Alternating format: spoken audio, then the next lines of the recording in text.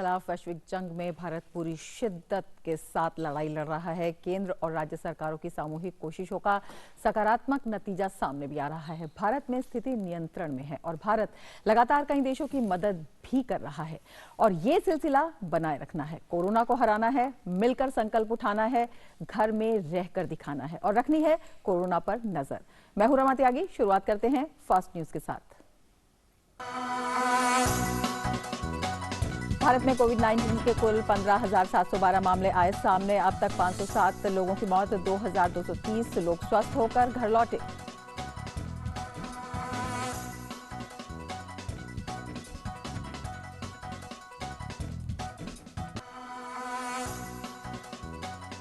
कोविड-19 महामारी के मद्देनजर सरकार ने की एफडीआई नीति में संशोधन। अब भारत के साथ जमीनी सीमा साझा करने वाले देशों से आने वाले विदेशी निवेश के लिए सरकारी मंजूरी जरूरी।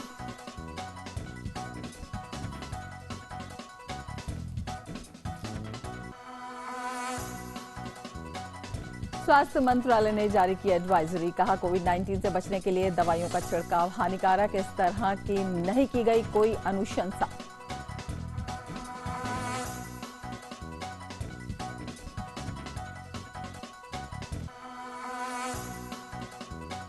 घरेलू या अंतर्राष्ट्रीय परिचालन शुरू करने के लिए केंद्र सरकार ने अभी तक नहीं लिया कोई फैसला। एयरलाइंस को दी सलाह, सरकार का फैसला लेने के बाद ही शुरू करें टिकटों की बुकिंग।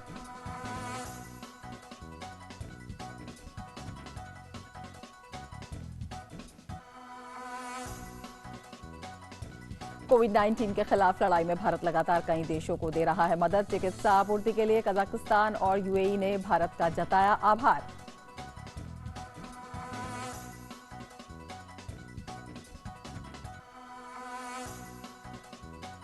दुनिया भर में कोरोना वायरस के कहर से 23 लाख से भी अधिक लोग संक्रमित, 1,60,000 से ज्यादा लोगों की मौत।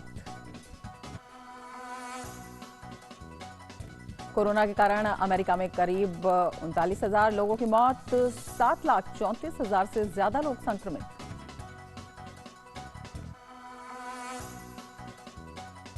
इटली और स्पेन में भी जारी है कोरोना का कहर। इटली में 23,000 से अधिक और स्पेन में 20,000 से ज्यादा लोगों की मौत।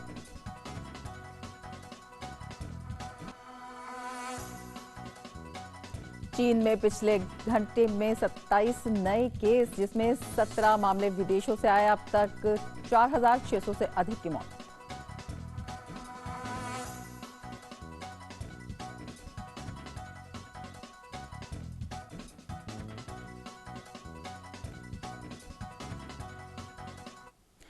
तो सबसे पहले बात करते हैं भारत में कोविड-19 की। स्वास्थ्य मंत्रालय ने ताज़ा जानकारी दी है। उसके मुताबिक देश में कोरोना के कुल 15,712 मामले सामने आए हैं, जिनमें से 12,974 मामले सक्रिय हैं, जबकि 2,230 मरीज पूरी तरह से स्वस्थ होकर अपने घर जा चुके हैं। कोविड-19 के कारण भारत में अभी तक 507 लोगों की मौत हो चुकी है। सरकार की कोशिश है कोरोना के मामलों को नियंत्रण में रखा जाए और इसी वजह से लोगों से अपील की जा रही है कि वे अपने घरों में ही रहें।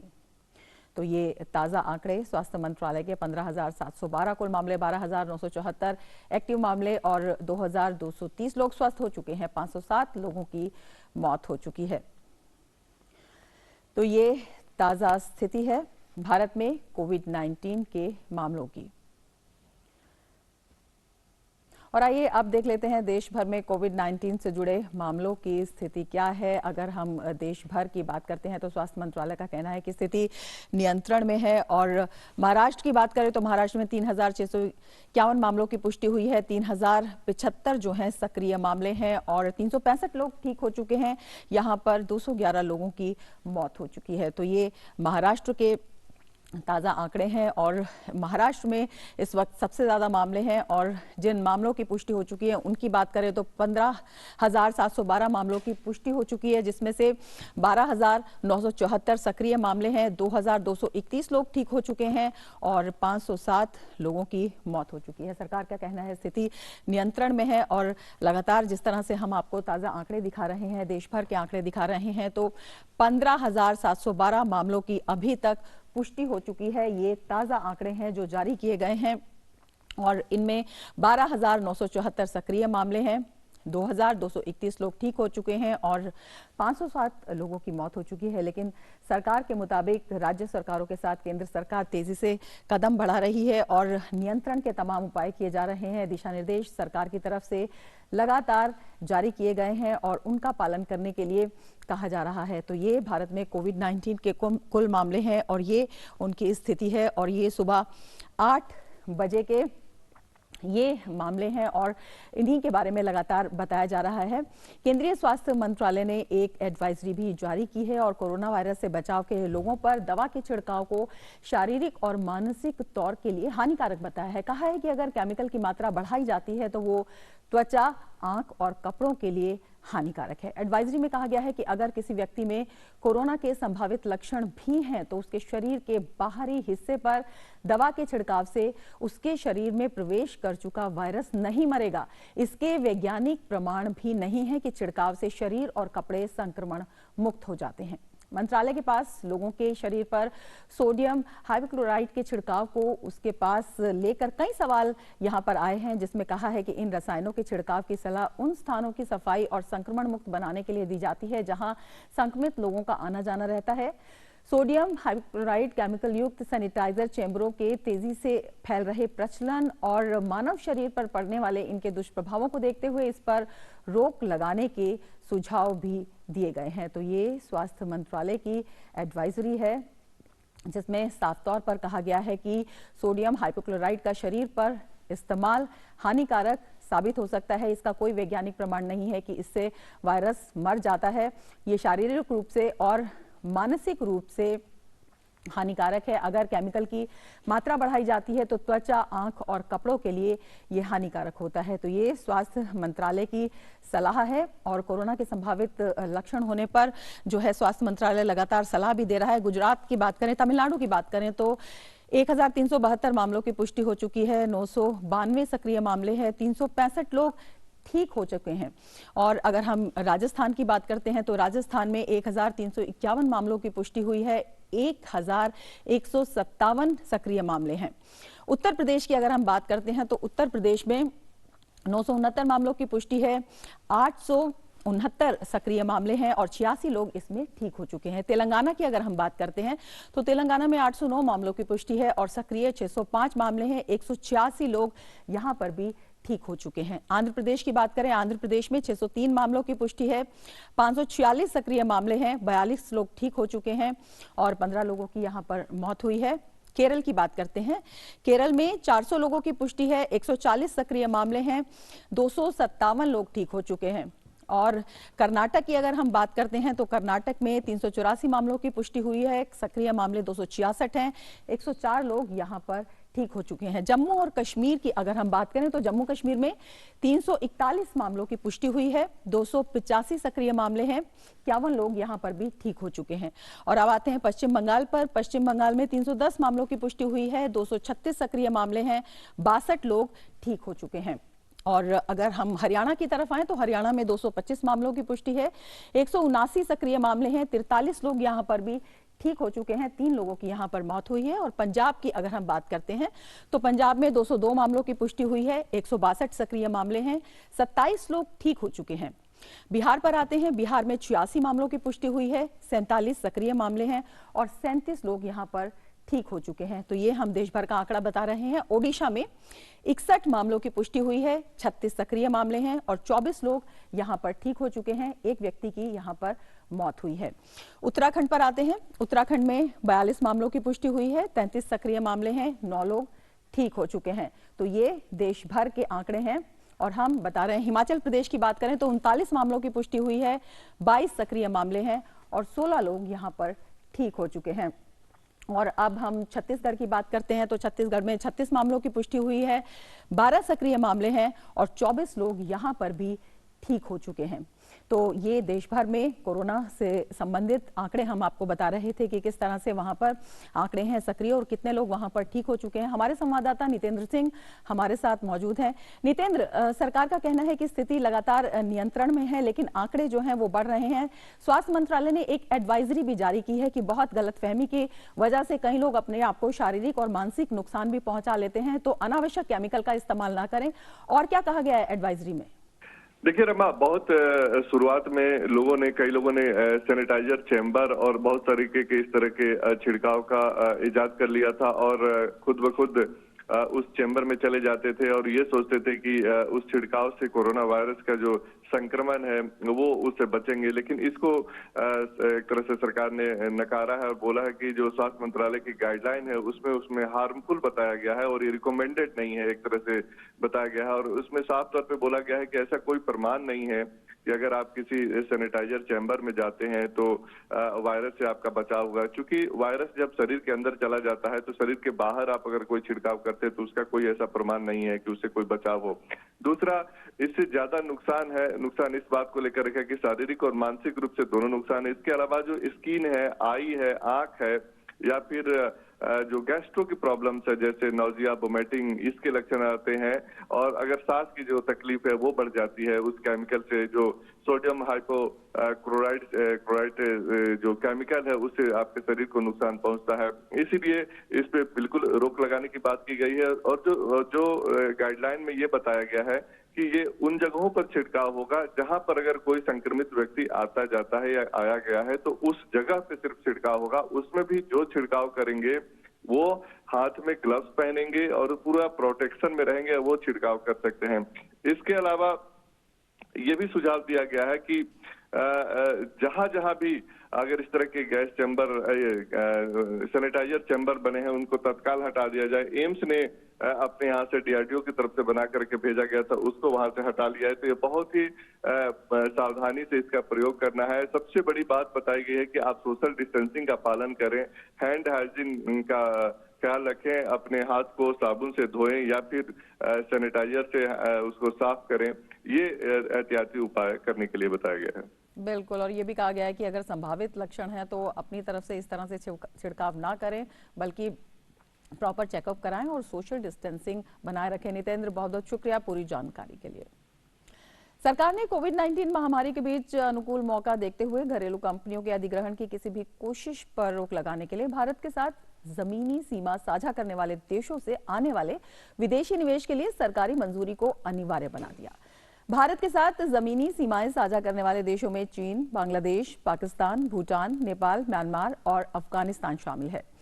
GPIIT ने बताया कि भारत के साथ जमीनी सीमा साझा करने वाले देशों के निकाय अब यहां सिर्फ सरकार की मंजूरी के बाद ही निवेश कर सकते हैं। भारत में होने वाले किसी भी निवेश के लाभार्थी भी यदि इन देशों में होंगे या इन देशों के नागरिक होंगे तो ऐसे निवेश के लिए भी सरकारी मंजूरी लेने की आवश्यकता होगी। सरकार ने कोरोना वायरस महामारी के मद्देनजर घरेलू कंपनियों को प्रतिकूल परिस्थितियों का फायदा उठाते हुए बेहतर अवसर देखकर खरीदने की कोशिशों को रोकने के लिए ये कदम उठाया है।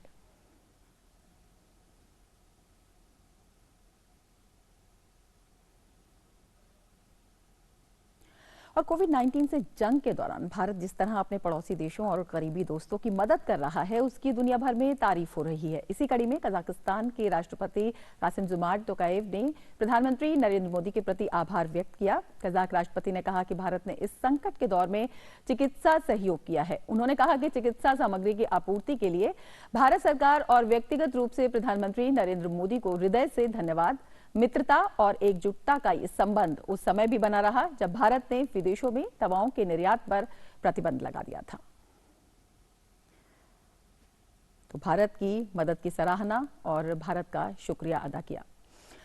संयुक्त अरब अमीरात ने भी कोरोना संकट के दौर में भारत की ओर से मिलने वाली मदद के लिए आभार जताया है। एक ट्वीट में यूएई दूतावास ने कहा कि यूएई नेतृत्व के मार्गदर्शन में भारतीय दूतावास यूएई को हाइड्रोक्सी क्लोरोक्विन की पर्याप्त मात्रा में निर्यात करने के लिए भारत सरकार की स्वीकृति प्राप्त करने में सफल रहा।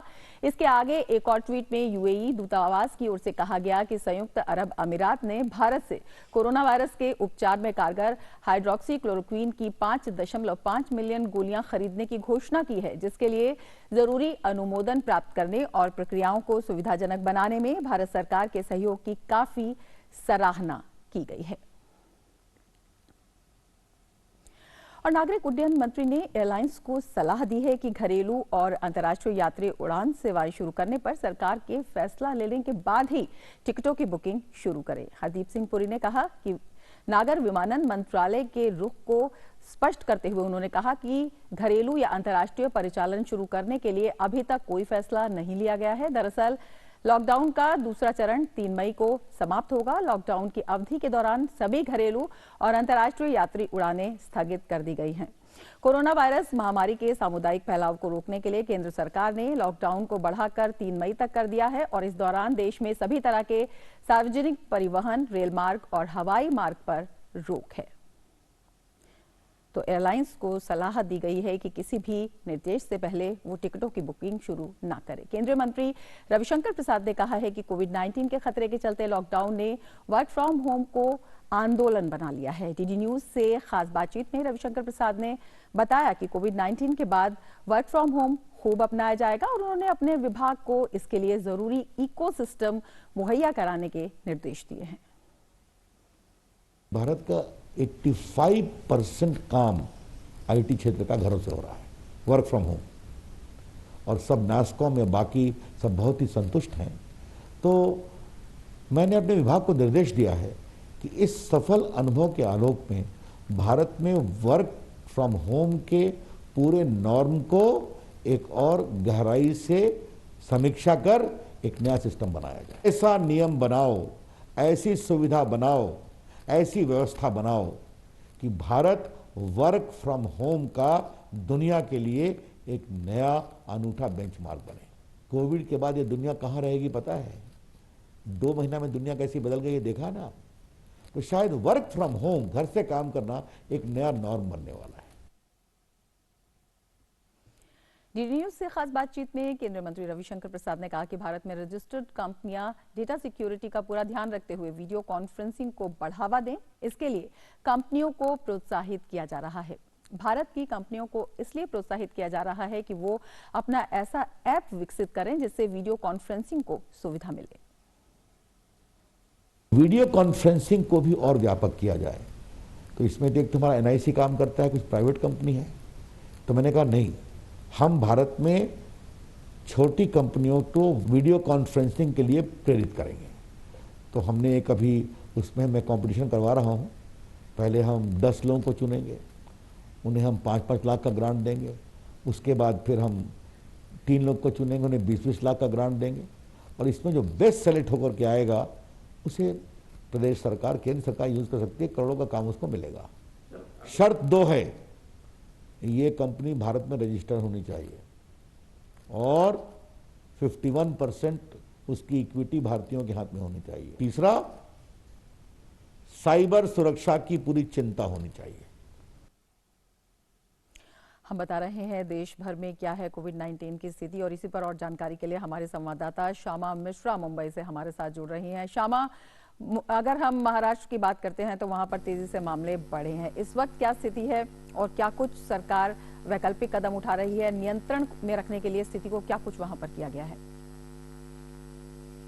जी रमा, जिस तरीके से आपने पहले ही बताया है कि महाराष्ट्र में जो आंकड़े हैं वो 3600 के ऊपर जा चुके हैं, लेकिन यहाँ पर अच्छी बात यह है कि ये पूरे आंकड़ों में से इसमें से 360 लोग से ज्यादा लोग जो हैं वो ठीक हो चुके हैं और वो घरों में जा चुके हैं। साथ ही जो कदम महाराष्ट्र सरकार उठा रही है, देख रहे हैं हम लगातार ये कदमें उठाया जा रहा है कि किस तरीके से जो फैलाव है वो ना हो, साथ ही जो लोग हैं या जो माइग्रेंट्स अटके हुए हैं उन्हें भी एक तरीके से सुविधा प्रोवाइड की जाए। कल हमने देखा कि एक डिसीजन आया जो महाराष्ट्र मुख्यमंत्री उद्धव ठाकरे हैं, साथ ही लेबर मिनिस्टर जो हैं, उन सब ने एक मीटिंग की थी और इसमें एक डिसीजन लिया गया कि 12 लाख जो कंस्ट्रक्शन वर्कर्स हैं उन्हें वन टाइम का फाइनेंशियल हेल्प दिया जाएगा। ये 2000 का अमाउंट रहेगा और वो डीबीटी के तहत इनके जो रजिस्टर्ड कंस्ट्रक्शन वर्कर्स हैं उनके अकाउंट्स में डायरेक्ट जाएगा। तो एक तरीके से ये फाइनेंशियल हेल्प की जा रही है वन टाइम।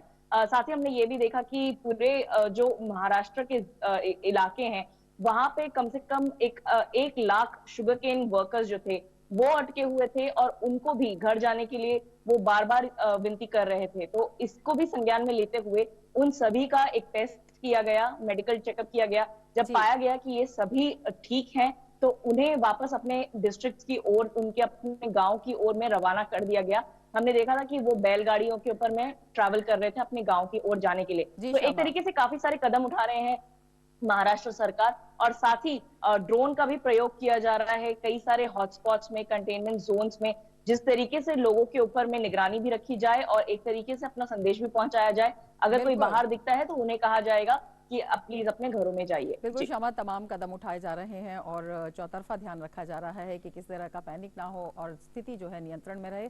शुक्रिया पूरी जानकारी के लिए। और भोपाल से हमारे संवाददाता अजीत द्विवेदी हमारे साथ जुड़ रहे हैं जो हमें मध्य प्रदेश का हाल बताएंगे। अजीत, अगर आपसे जानना चाहें तो क्या कुछ स्थिति वहां पर इस वक्त है और किस तरह से वहां पर सरकार सक्रिय है? देखिए, मध्य प्रदेश की अगर बात की जाए तो पिछले 2 दिन की बात की जाए तो जो कोरोना जो संक्रमण का जो आंकड़ा है वो घटा है। हालांकि कई मरीज ठीक भी हुए हैं। कल की बात की जाए तो कल शाम तक भोपाल में ही करीब 30 करीब मरीज जो है वो पूरी तरह से ठीक हो गए हैं, संक्रमण से मुक्त हो गए हैं और उन्हें अस्पताल से छुट्टी दे दी गई है। कल 192 सैंपल की जांच की गई भोपाल में और पूरे के पूरे सैंपल जो है वो नेगेटिव पाए गए। हालांकि करीब 1650 सैंपल जो है वो दिल्ली भेजे गए जांच के लिए और उनकी रिपोर्ट आना अभी बाकी है। तो लगातार जो है अच्छी बुरी खबरें दोनों आ रही हैं। कल देर रात को एक जो थाना प्रभारी है इंदौर के, क्योंकि कोरोना के संक्रमित थे, उनकी मौत हो गई है कल देर रात को। तो ये एक दुख की खबर है। और इसके अलावा बताऊं मैं आपको कि मध्य प्रदेश के जो आंकड़े हैं वो कहीं ना कहीं ये दिखाते हैं कि जो औसत रहा है, पहले लगातार बढ़ रहे थे आंकड़े और संक्रमण का जो आंकड़े बढ़ रहे थे, अब वो थोड़ा कांस्टेंट हुए हैं, स्थिर हुए हैं और कहीं ना कहीं जो ठीक होने वाली संख्या है वो ज्यादा हो रही है। जो लोग आंकड़ों पर नियंत्रण है और सरकार ने और जो ठीक हो रहे हैं लोग और वो जो है वो अपने घरों को लौट रहे हैं, तो ये बड़ी बात है। स्वास्थ्य विभाग का कहना है कि अगले कुछ दिनों में करीब 150 से ज्यादा लोग जो और हैं जो कि संक्रमित थे वो रिकवर हो सकते हैं और उनको अस्पताल से छुट्टी मिल सकती है। इसके अलावा पूरी तरह से पूरे प्रदेश में जो है एहतियात बरता जा रहा है और जहां जहां पर कंटेनमेंट क्षेत्र घोषित किए गए वहां पर विशेष ध्यान रखा जा रहा है। जहां पर ज्यादा संक्रमण जो है वहां पर मिला था उसके लिए पूरा बिल्कुल अजीत, ये आप अच्छी खबर बता रहे हैं कि आंकड़ों में कमी आई है और लगातार वहां पर सोशल डिस्टेंसिंग का पालन किया जा रहा है और तमाम कदम उठाए जा रहे हैं। शुक्रिया पूरी जानकारी के लिए। आगे बढ़ते हैं। वाराणसी में लोग अपने सांसद और प्रधानमंत्री नरेंद्र मोदी के फैसलों को सर आंखों पर ले रहे हैं। यहाँ कोरोना वायरस से संक्रमण के बचाव के लिए लोग न सिर्फ मास्क पहन रहे हैं बल्कि लॉकडाउन के बाकी सभी नियमों का भी पालन कर रहे हैं। कई सोसाइटी तो ऐसी हैं जहां महिलाओं ने इसके लिए पूरी कमान संभाल ली है। हमारे संवाददाता हरिकेश बहादुर की ये रिपोर्ट देखिए। लॉकडाउन के दौरान महिलाओं ने पूरे सोसाइटी का जो इंतजामात है वो अपने हाथ में ले लिया है। ये लोग किसी को भी बाहर से आने नहीं दे रहे हैं, लॉकडाउन का पूरा पालन कर रहे हैं। इसके अलावा ये लोग सोशल डिस्टेंसिंग अपने इस सोसाइटी में भी मेंटेन कर रहे हैं। अगर एक दूसरे के साथ मिलजुल रहे हैं तो भी सोशल डिस्टेंसिंग मेंटेन कर रहे हैं। मोदी जी की कॉन्स्टिट्यूएंसी होने के नाते बिल्कुल जो भी इंस्ट्रक्शंस हैं, बिल्कुल मेड्स भी नहीं आ रही हैं पर उनको सैलरी पे की जा रही है और जो भी हम लोगों से हेल्प हो सकती है फाइनेंशियली या फिर ग्रेन्स जो कुछ भी है हम लोग उनको प्रोवाइड कर रहे हैं। आ नहीं रहे हैं और हम लोगों ने फुली इसका ख्याल रखा हुआ है कि बाहर से कोई भी हमारे अपार्टमेंट में एंट्री ना करे। मोदी जी के द्वारा दिए गए सारे इंस्ट्रक्शन का हम लोग अच्छे से मान रहे हैं। घर के किसी सीनियर को भेज के अपना सारा सामान घर के अंदर आता है, उसके बाद कोई भी बाहर नहीं जाता। जैसे कि मोदी जी ने कहा है कि अपने गमछे को ही जो है वो यूज करके उसे वायरस से सुरक्षा रखो, तो वो हम हर समय फॉलो कर रहे हैं। मोदी जी ने जो भी कहा है उसका हम लोग पूरा पालन कर रहे हैं। जैसा मोदी जी ने कहा है कि मास्क यूज़ करो, तो हम एज अ लेडीज़ मास्क तो नहीं बट अपना दुपट्टा या स्टोल जो भी होता है उसको एज अ मास्क जब भी बाहर निकलते हैं तो यूज़ करते हैं। और उसके अलावा जो हमारी मेड आ रही हैं आती थी उनको हम लोगों ने इस समय पूरी छुट्टी दे दी है। मोदी जी का जो उन्होंने अपील की थी इस बनारस के लोगों से, पूरे देश के लोगों से, उसका ये लोग अक्षरशः किस तरह से पालन कर रहे हैं। Camera person doctor Ajay Singh के साथ doctor Harkesh Bahadur Singh Gautam, DD news, Varanasi. आपने देखी वाराणसी में लोगों की जागरूकता, विशेषकर महिलाओं ने संभाली है कमान। कोरोना वायरस से बचने का एकमात्र तरीका है मास्क या फेस कवर। केंद्र सरकार ने भी इसे सार्वजनिक रूप से पहनना अनिवार्य कर दिया है। इसी कड़ी में जम्मू के नगरोटा ने एक कीर्तिमान स्थापित किया है। यहाँ नैपकिन सिलाई केंद्र को खादी और ग्रामोद्योग आयोग के अनुसार खादी मास्क सिलाई केंद्र में बदल दिया गया है। सिलाई केंद्र प्रतिदिन 10,000 मास्क का उत्पादन करता है। ये मास्क डबल लेयर, दोबारा इस्तेमाल करने लायक और त्वचा के अनुकूल हैं। खास बात यह है कि इस संकट के समय सिलाई केंद्र के जरिए यहां कई लोगों को रोजगार भी मिला है।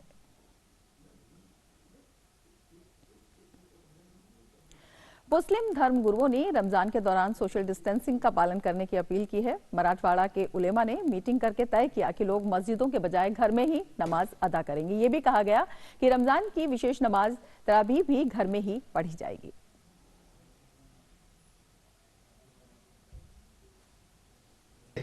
रमजान मुबारक में जिस तरह से मस्जिद में अजान होती थी हुआ करेगी, लेकिन तमाम लोग अपने अपने घरों में नमाज़ें अदा करेंगे और नमाज तरावीह के सिलसिले में ख़ास तौर पे हर शख्स अपने घर में नमाज तरावीह अदा करेगा। इफ्तार और सहर के मौके पर ज़ियाफ़तों से वो इज्तनाब करेगा और भीड़ भाड़ के मौक़े से अक्सर कुल्ली तौर पर परहेज़ करेगा। कि हम ख़ास तौर से अपने नौजवानों से गुजारिश करेंगे कि वो रमज़ान मुबारक में क़तई तौर पर न गलियों में निकले न सड़कों पर निकले, अपने आप को बचाए रखें, घरों में महसूर रखें। और अब देख लेते हैं दुनिया भर में कोरोना का हाल।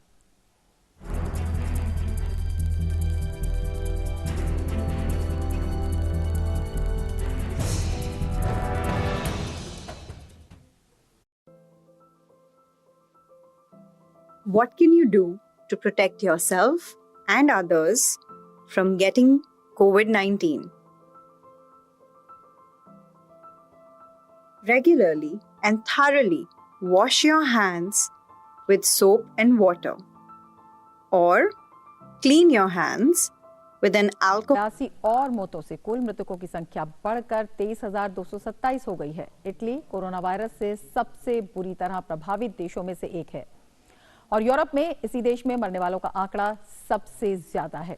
यहाँ अब तक कुल संक्रमित मामलों की संख्या 1,76,000 के करीब है। इटली में अब देशव्यापी लॉकडाउन का छठा हफ्ता समाप्त होने के है। लोगों को सिर्फ जरूरी काम, खाना खरीदने और परिवार वालों की देखभाल के लिए ही अपने घरों से बाहर जाने की इजाजत है।